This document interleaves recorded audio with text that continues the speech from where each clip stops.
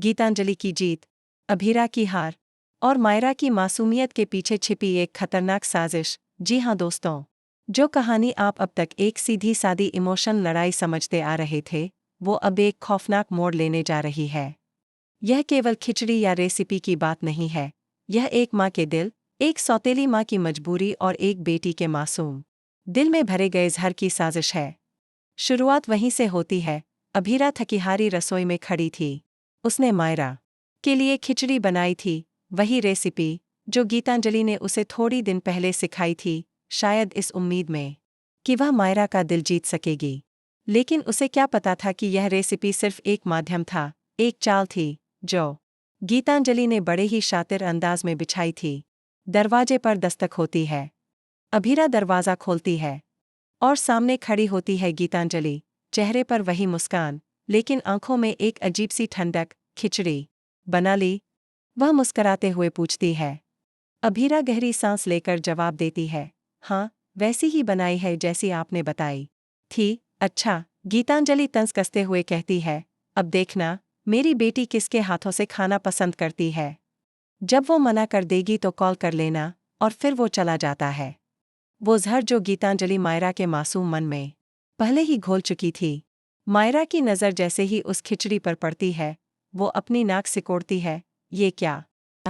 इसमें मम्मा की खुशबू क्यों नहीं आ रही? ये वही खिचड़ी है बेटा जो तुम्हारी मम्मा। नहीं, मायरा जोर से चिल्लाती है, मुझे मम्मा चाहिए, मुझे गीतांजलि मम्मा चाहिए। अभीरा का चेहरा सन्न पड़ जाता है।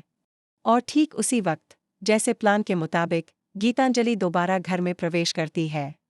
इस बार उसके हाथ में वही थाली है, खिचड़ी से भरी हुई।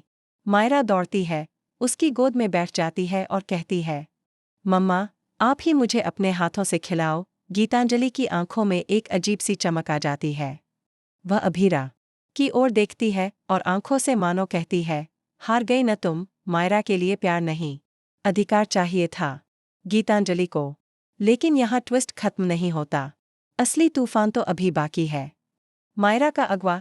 कुछ दिन बाद मायरा स्कूल से गायब हो जाती है। पूरा ओबेरॉय हाउस हिला हुआ है। अभीरा बदहवास है, रोती हुई पुलिस को फोन करती है।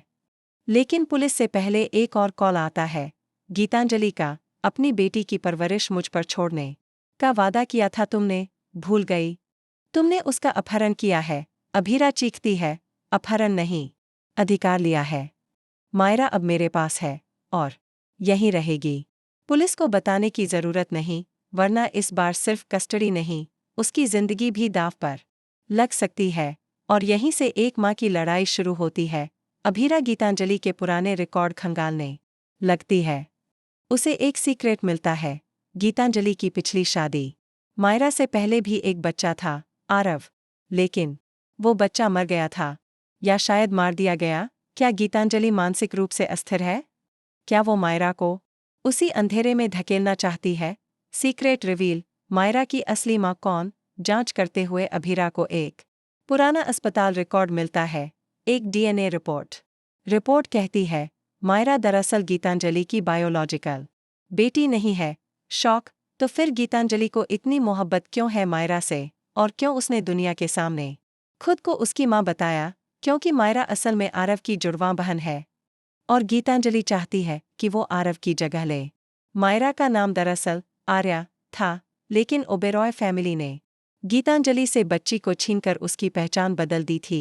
अभीरा का प्लान, मां बनाम मानव। जबकि सच्चाई सामने आ गई है, अभीरा पुलिस के बजाय एक इमोशनल जाल बिछाती है। वो मायरा को वीडियो कॉल करती है और सामने बैठकर रोती है, मुझे माफ कर दो बेटा, मैं तुम्हारी असली माँ नहीं हूँ, लेकिन मैंने तुम्हें दिल से चाहा। अगर तुम नहीं लौटोगी तो मैं खुद को खत्म कर दूंगी। वीडियो कॉल के बाद मायरा पूरी रात सो नहीं पाती। और तभी उसे एक दराज में छिपा डायरी का पन्ना मिलता है, जिसमें लिखा होता है, आर्या, अगर तू कभी ये पढ़े तो जानना कि तू मेरी बेटी नहीं, मेरी औलाद भी नहीं। मैं तुझे इसलिए चाहती हूँ क्योंकि तेरा भाई आरव चला गया और तू मुझे उसकी याद दिलाती है। गीतांजलि मायरा का फैसला, दो माओं में किसे चुनेगी? सुबह होते ही मायरा खुद अपने बैग में कुछ कपड़े डालती है। वह धीरे धीरे गीतांजलि के घर से निकलती जब गीतांजलि देखती है कि मायरा नहीं है, तो पागल सी हो जाती है। कमरे में चीजें तोड़ने लगती है। वह चीखती है, तुम मुझे भी छोड़ दोगी? जैसे आरव ने छोड़ा, और तभी दरवाजे पर दस्तक होती है। पुलिस, अभीरा और मायरा। मायरा दौड़कर अभीरा की गोद में आ जाती है। गीतांजलि हंसती है, फिर चुप हो जाती है। तुम जीत गई अभीरा। लेकिन क्या तुम्हें भी मेरी तरह अकेलापन महसूस नहीं होता? अभीरा जवाब देती है, फर्क बस इतना है गीतांजलि, मैंने प्यार मांगा था, अधिकार नहीं। एंडिंग या नई शुरुआत? अभीरा मायरा को वापस ले जाती है। लेकिन इस पूरी घटना ने सब कुछ बदल दिया है। पुलिस गीतांजलि को गिरफ्तार कर ले जाती है, लेकिन उसकी आंखों में अब भी एक मां की ममता तड़प रही थी। कहानी यहीं खत्म नहीं होती, क्योंकि मायरा अब जान चुकी है कि रिश्ते सिर्फ खून से नहीं, भरोसे से बनते हैं। और यही सवाल रह जाता है, यह रिश्ता क्या कहलाता है? अब आपकी बारी है। क्या आप गीतांजलि के दर्द को गलत मानते हैं?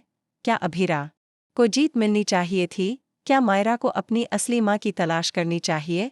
अपनी राय हमें कमेंट में ज़रूर बताएं। और टेलीविज़न की हर अपडेट के लिए चैनल को सब्सक्राइब करना ना भूलें।